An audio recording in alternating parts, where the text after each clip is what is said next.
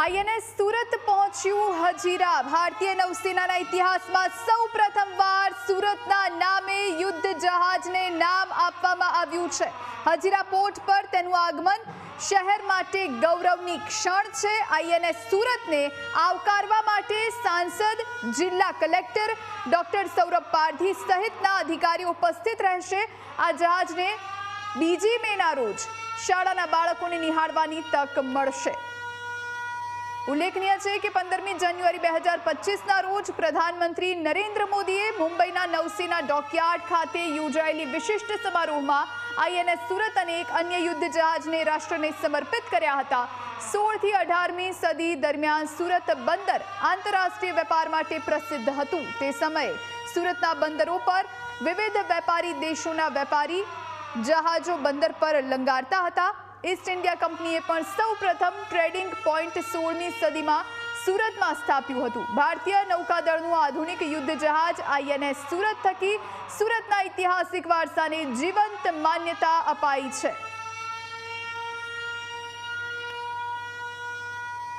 તો આજ વિશે વધુ જાણકારી માટે સંવાદદાતા અમિત આપણી સાથે સુરતથી લાઈવ જોડાયા છે। અમિત, આઈએનએસ સુરત પહોંચ્યું છે અત્યારે હજીરા। ભારતીય નૌસેનાના ઇતિહાસમાં સૌ પ્રથમવાર સુરતના નામે યુદ્ધ જહાજને નામ આપવામાં આવ્યું છે। કેટલી ગૌરવની વાત, શું જાણકારી?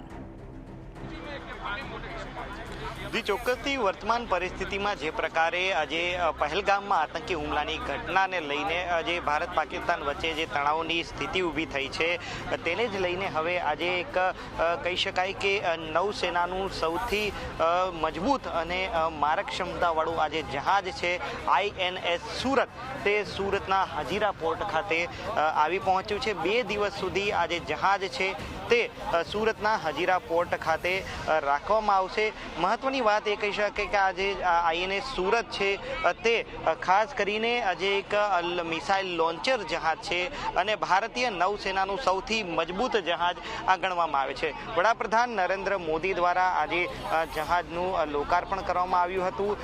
ઉલ્લેખનીય છે કે જે પ્રકારે આજે ભારતીય નૌકાદળ છે પોતાની શક્તિમાં જે રીતે વધારો કરી રહી છે ને તેનું સૌથી મોટું આ એક ઉદાહરણ છે આ આઈએનએસ સુરત છે। અને થોડા દિવસો પહેલાં જે ભારતીય નૌસેનાએ જે એક્સ જે સોશિયલ મીડિયા પ્લેટફોર્મ છે તેના પર એક વિડીયો છે જાહેર કર્યો હતો કે આ જહાજથી જ એક મિસાઇલ છે લોન્ચ કરવામાં આવી હતી, મિસાઇલનું પરીક્ષણ કરવામાં આવ્યું હતું અને હવે આ જહાજ છે સુરતના હજીરા પોર્ટ ખાતે આવી પહોંચ્યું છે। મહત્વની વાત એ કહી શકાય કે આજે જહાજ છે તેને આવતીકાલે લોકો માટે ખુલ્લું મૂકવામાં આવશે, એટલે કે લોકો છે સુરતના તે જહાજને અંદરથી નિરીક્ષણ કરી શકશે। અને આજે થોડી જ વારમાં રાજ્યસભા સાંસદ ગોવિંદ ધોળકિયા, લોકલ ઓથોરિટીના જે અધિકારીઓ છે તે જહાજનું વેલકમ કરવા માટે અહીં ઉપસ્થિત રહેશે અને આજે હાલ હજીરા પોર્ટ ખાતે આ જહાજનું છે ભવ્ય સ્વાગત છે તે કરવામાં આવી રહ્યું છે। મહત્વની વાત કહી શકાય કે આજે મિસાઇલ વિનાશક આ જે જહાજ છે આ ઉપરાંત તેની લંબાઈની વાત કરવામાં આવે તો 535 ફૂટ એટલે કે 163 મીટર જહાજ લાંબુ છે। મહત્વની વાત એ પણ છે કે મિસાઇલ છે તેની ઝડપ 30 નોટથી વધુ છે, એટલે કે 56 કિલોમીટર પ્રતિ કલાકની આ ઝડપ છે। અને જે જહાજની વાત કરવામાં આવે તો તેમાં આજે 4 જેટલી બોટ પણ આજે મૂકવામાં આવી છે।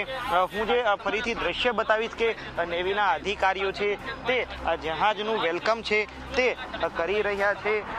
જહાજની આગળ જે છે 2 બોટ છે તે જહાજનું વેલકમ છે તે કરી રહી છે। આ સીધા દ્રશ્ય જોઈ શકો છો કે આજે આઈએનએસ સુરત છે હજીરા પોર્ટ ખાતે આવી પહોંચ્યું છે અને લોકલ ઓથોરિટી દ્વારા આ જહાજ છે તેનું જે છે તે જે વેલકમ કરવામાં આવી રહ્યું છે। સીધા દ્રશ્ય આ જોઈ શકો છો કે ખૂબ જ આધુનિક આ જહાજ છે કે નેવીના અધિકારીઓ છે તેઓ જે છે તે આ જે જહાજનું જે છે તે સ્વાગત કરી રહ્યા છે। 2 દિવસ સુધી આજે જહાજ છે સુરતના હજીરા પોર્ટ ખાતે રહેશે અને લોકોને પણ આજે જહાજ છે તે નિહાળવાનો મોકો છે મળવાનો છે। મહત્વની વાત એ પણ છે કે આજે જહાજની અંદર આજે પણ ટેકનોલોજી ફિટ કરવામાં આવી છે તે જે છે તે ઇન્ડિયામાં જ બનેલી છે અને આ જે જહાજ છે તેનું આજે લોકાર્પણ છે વડાપ્રધાન નરેન્દ્ર મોદી દ્વારા કરવામાં આવ્યું હતું અને આ જહાજ છે હાલ સુરત ખાતે આવી પહોંચ્યું છે। આ સીધા દ્રશ્ય જોઈ શકો છો કે INS સુરત ખાતે આવી પહોંચ્યું છે અને તેના દ્રશ્ય છે હાલ સીધા ન્યૂઝ કેપિટલની સ્ક્રીન પર જોઈ શકાઈ રહી છે કે આ જે જહાજ છે તેમાં અલગ અલગ જે સાધનો છે તેઓ પણ આજે લગાવવામાં આવ્યા છે એટલે કે ખૂબ જ ટેકનોલોજી છે તે આ જહાજમાં આજે છે લગાવવામાં આવી છે।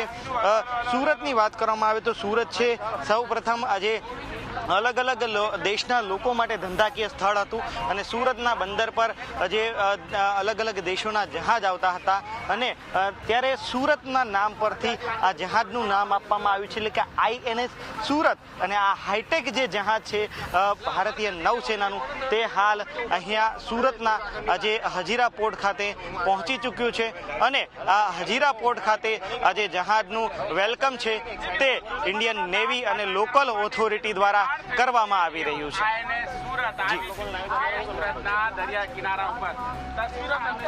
પ્રયત્ન થાય તો પણ કરશો આપ અને સાથે આજે જહાજની ખાસિયતો છે એના વિશે કોઈ જાણકારી? આજની ખાસિયતની જો વાત કરવામાં આવે તો આજે જહાજ એક મિસાઇલ લોન્ચર જહાજ છે અને આ જે જહાજ છે તે હાલ સુરત ખાતે આવ્યું છે અને સુરતના લોકોને આજે જહાજ છે તે નિહાળવાનો મોકો મળશે। જે પ્રકારે હાલ ભારત અને પાકિસ્તાન વચ્ચેની જે તણાવભરી પરિસ્થિતિ જોવા મળી રહી છે તેને જ લઈને એક આજે ભારતીય નૌસેનાનું સૌથી મોટું કહી શકાય કે મારક ક્ષમતાવાળું એટલે કે મિસાઇલ લોન્ચર આ જહાજ છે તે સુરત ખાતે આવી પહોંચ્યું છે અને સીધા દ્રશ્ય જોઈ શકો છો કે ભારતના આજે નૌસેનાનું સૌથી મોટું જહાજ INS સુરત ખાતે આવી પહોંચ્યું છે। મહત્વની વાત એ છે કે લોકલ ઓથોરિટી છે જહાજનું સ્વાગત પણ છે કરી રહી છે અને આજે સુરતના હજીરા પોર્ટ ખાતે હાલ આ જહાજનું આગમન થઈ ચૂક્યું છે। એક જે તમામ બાબતો જે છે તમામ ટેકનોલોજી છે તે આ જહાજમાં મૂકવામાં આવી છે એટલે કે સૌથી આધુનિક જહાજ છે તે સુરતમાં હાલ આવી પહોંચ્યું છે અને જ્યારે આજે હોમ જે સિટી કહી શકાય કારણ કે સુરત પરથી જ આ જહાજનું નામ INS સુરત રાખવામાં આવ્યું છે ત્યારે સુરત માટે એક ગૌરવની ક્ષણ છે તે આ જહાજમાં છે।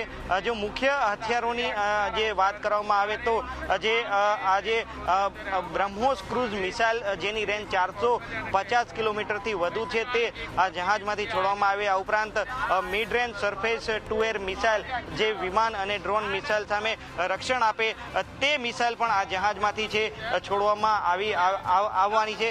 હવાઈ મિસાઇલનો હુમલો નિષ્ફળ બનાવવા માટે આ જહાજ છે ખૂબ જ અગત્યનું જહાજ ગણવામાં આવી રહ્યું છે એટલે કે નૌસેના છે તેના જે તાકાતમાં વધારો કરનારું જો કોઈ જહાજ હોય તો આ છે INS સુરત અને હવે INS સુરતની ઝલક છે સુરતના લોકો પણ જે છે મેળવી શકશે અને આજે સુરતના જે લોકલ ઓથોરિટીના અધિકારીઓ તેમજ રાજ્યસભાના સાંસદ લોકસભાના સાંસદ આ તમામ જે છે તે હાલ અહીંયા સુરત ખાતે પહોંચશે અને જહાજનું વેલકમ કરશે। હાલ જે નૌસેના એટલે કે નેવીના અધિકારીઓ સ્થાનિક પોલીસ અધિકારીઓ અને અલગ અલગ જે લોકો જે છે તે જહાજનું વેલકમ કરવા માટે અહીં આવ્યો છે।